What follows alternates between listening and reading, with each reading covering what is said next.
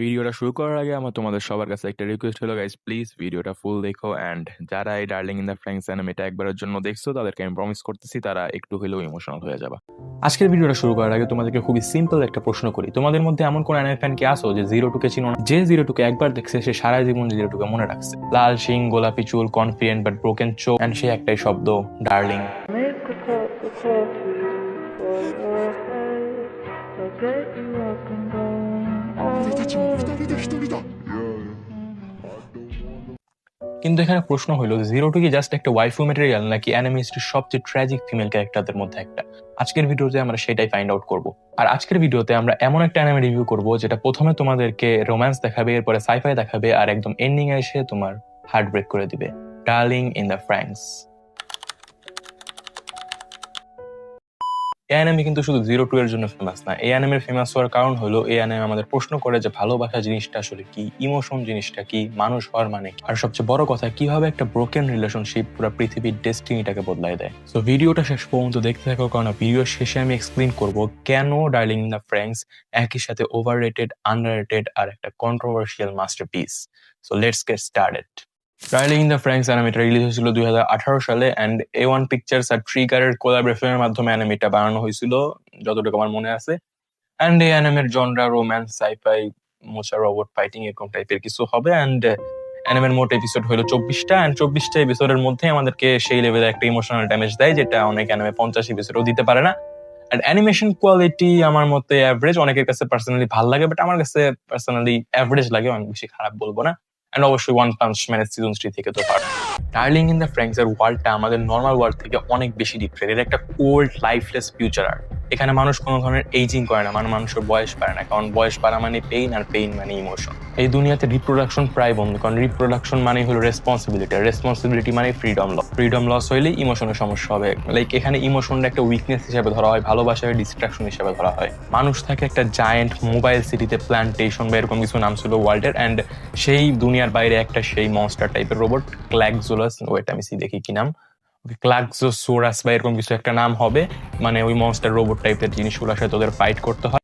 কিন্তু এখানে একটা বিষয় আছে, এই যে আমরা মনস্টার গুলোর কথা বলতেছি, এই মনস্টার গুলো আসলে কিন্তু খালি নর্মাল মনস্টার না, এইগুলোর উপরে অনেক বেশি মিস্ট্রি আছে যেগুলো আমরা অ্যানিমের পরেতে জানতে পারি যে এগুলোর ভিতরে আসলে কত ধরনের মিস্ট্রি আছে। ওই মনস্টার গুলোর জন্য ফাইট করার জন্যই মানুষ বর্তমানে যে সিটিটাতে থাকে, ওই সিটির যারা অথরিটি আছে, যারা উপরের লেভেলে আছে, তারা এক ধরনের রোবট বানায় যেটার নাম হলো ফ্র্যাঙ্কস। কিন্তু এখানে অ্যানিমের টুইস্টটা যে ফ্র্যাঙ্কস রোবটটাকে চালানোর জন্য দুইজন ব্যক্তির প্রয়োজন হয়, একজন ছেলে আর একজন মেয়ে। এখানে আরো বিষয় হলো, ফ্র্যাঙ্কস যে রোবটটা আছে, ওই রোবটটাকে যদি মানে তুমি চালাতে চাও, তাহলে তোমার যে ফিমেল আর মেল যে ক্যারেক্টার দুইটা আছে, ওই দুইটা ক্যারেক্টার ইমোশনালি সিঙ্ক হইতে হবে, ইমোশনালি কানেক্টেড হইতে হবে, তাছাড়া সে পাইলটিং করতে পারবে না রোবটটাকে। মানে এখানে এটার মাধ্যমে বোঝায় যে তুমি যদি ইমোশনালি ফেল হয়ে যাও তাহলে তোমার ডেথ গ্যারান্টিড। এই অ্যানিমে লিটারালি আমাদেরকে বলে যে you can't survive alone. Hiro, darling in the Franxx এর মেইন ক্যারেক্টার, সে কোনো নর্মাল অন্যান্য অ্যানিমে ক্যারেক্টারের মেইন প্রোটাগনিস্টের মতো না সে অনেক বেশি লাউড, না কোনো ধরনের ওভার পাওয়ার্ড, না কোনো ধরনের কনফিডেন্স, কিছুই নাই তার মধ্যে।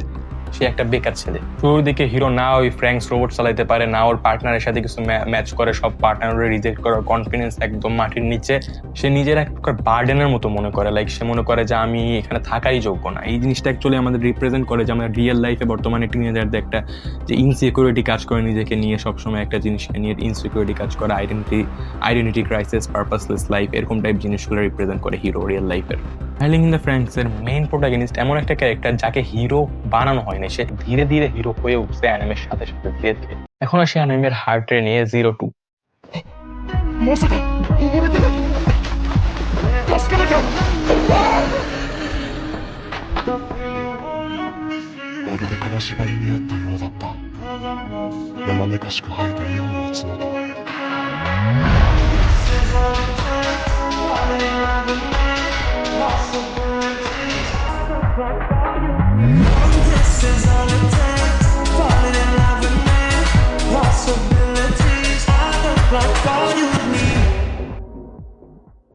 আমাদের মধ্যে কেউ যদি ডার্লিং ইন দ্য ফ্র্যাঙ্কস নাও দেখা থাকে, তাইলেও তোমরা অবশ্যই জিরো টু রে অবশ্যই কোনো না কোনো এডিট ভিডিও তো দেখছো, ওয়াইফু এডিট ভিডিওতে।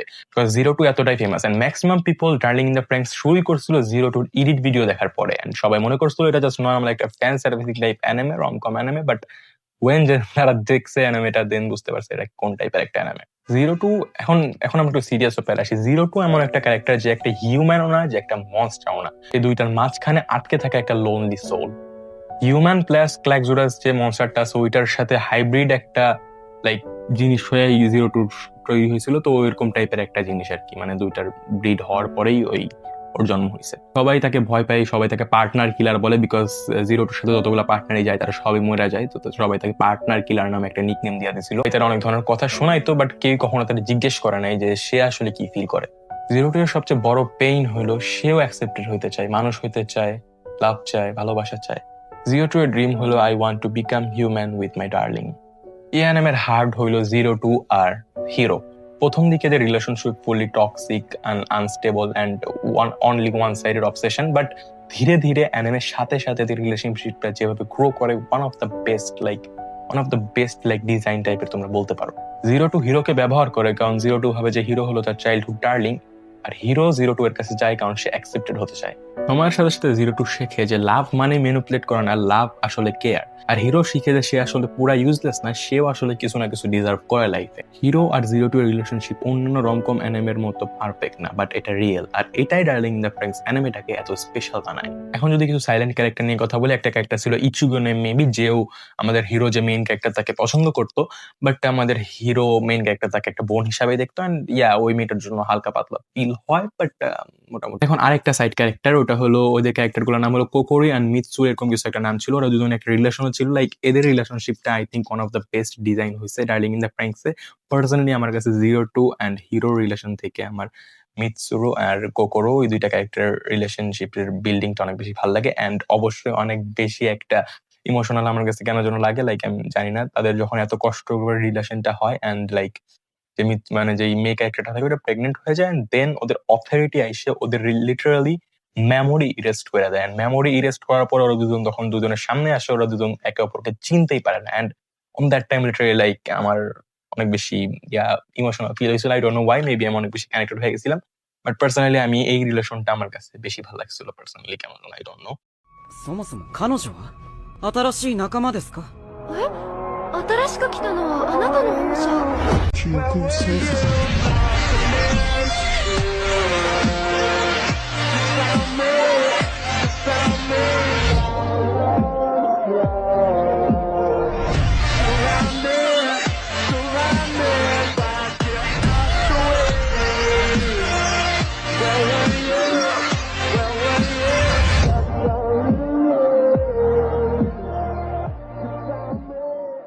এই অ্যানিমে আমাদের একটা জিনিস বুঝায় যে সোসাইটি যদি ইমোশনের উপরে গিভ আপ করে দেয়, লাইক ইমোশন এক্সপ্রেস না করে, তাইলে আসলে সোসাইটির মানুষগুলো অ্যাকচুয়ালি একটা রোবট হয়ে যায়। এখন আমরা এন্ডিং নিয়ে কথা বলি, একটা ম্যাসিভ কন্ট্রোভার্সিয়াল এন্ডিং। লাইক এওটির মতো না, এটার এন্ডিং নিয়ে অনেক বেশি কন্ট্রোভার্সি হয়েছে। লাইক এটাতে অনেক বলে ভাই কি বালের এন্ডিং দিয়া দিছে।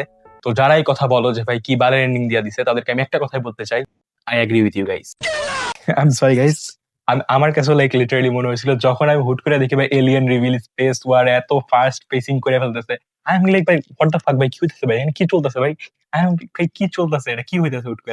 লাইক ওরা খুবই ভালো একটা বিল্ড আপ করতেছিল। ওদের যেই অ্যানিমেটার মেইন ভিলেন, ওরা যদি অথরিটিটাকেই রাখতো, আই মিন ওদের সিটি যারা চালাইতেছিল তাদেরকেই যদি ওরা মেইন ভিলেন রাখতো, that will be very good ending in my opinion. Like very good ending. ওরা যদি স্যাড এন্ডিং করতো বা হ্যাপি এন্ডিং করতো, that doesn't matter for me.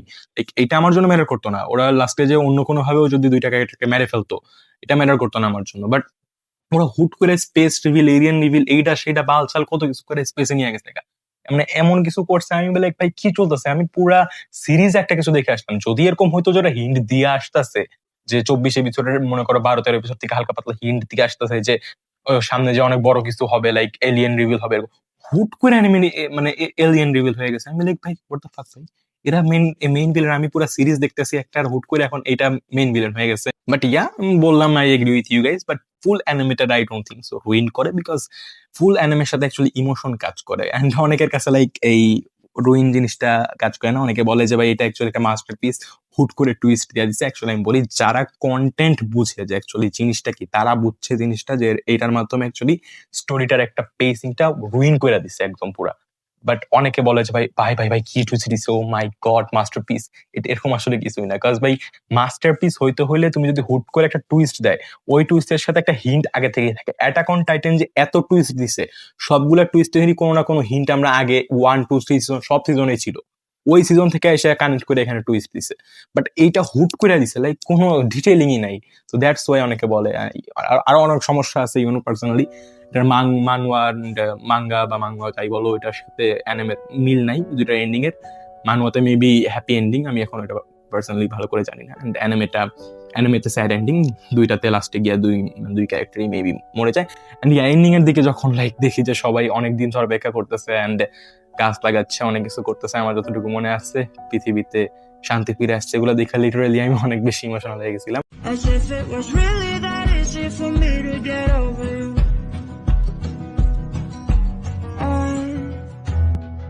She tried, snapping watches.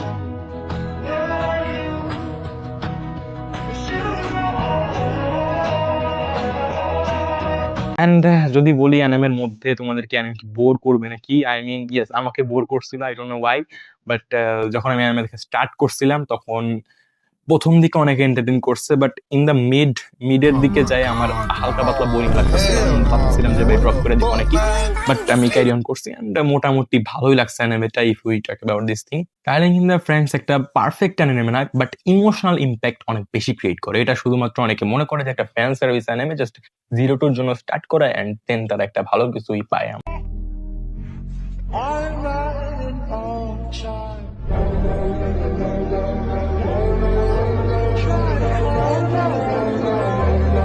Final ভার্ডিক্টে যদি আমি একটা রেটিং দিতে চাই, তাহলে আমি এটার অ্যানিমেশনকে দিব 7.5 আউট অফ 10, মিউজিককে দিব 9 out of 10, very pretty much good for me. And এটার স্টোরিকে দিব 7.5। অনেকে বলবে যে ভাই না, এটা 9, 8 অবশ্যই রিজার্ভ করে, বাট আমার মতো অবশ্যই আমি 8.5 বা 9 দিতাম যদি ওরা এন্ডিংটা রুইন না করতো। বাট ওভারঅল ভালোই আছে, 7.5 বা 8 তোমরা ধরে নিতে পারো। রোম্যান্স আমি 9 আউট অফ 10 দিব, অ্যান্ড ওভারঅল এটা একটা 8 আউট অফ 10 বা 8.5 out of 10 most probably. And that's all. আসলে আজকের ভিডিও এই পর্যন্তই। যদি ভিডিওটা ভালো লাগে তাহলে ভিডিও একটা লাইক করে দিতে পারো, এন্ড চ্যানেল নতুন হয়ে থাকলে সাবস্ক্রাইব করতে পারো। এন্ড তুমি আমার কমেন্টে জানাবা যে 0-2 কি অ্যাকচুয়ালি বেস্ট ওয়াইফ নাকি না, নাকি তোমাদের ফেভারিট ওয়াইফ কে, আমাকে কমেন্টে অবশ্যই জানাতে পারো। আবার দেখা হবে নেক্সট ভিডিওতে, ততক্ষণের জন্য পিস আউট। সাবস্ক্রাইব করে দাও গাইস, সাবস্ক্রাইবার বাড়তেছে না, 15,000 ভিউজ কিন্তু সাবস্ক্রাইবার নাই কেন? ভিউজ সাবস্ক্রাইবার লাগবে।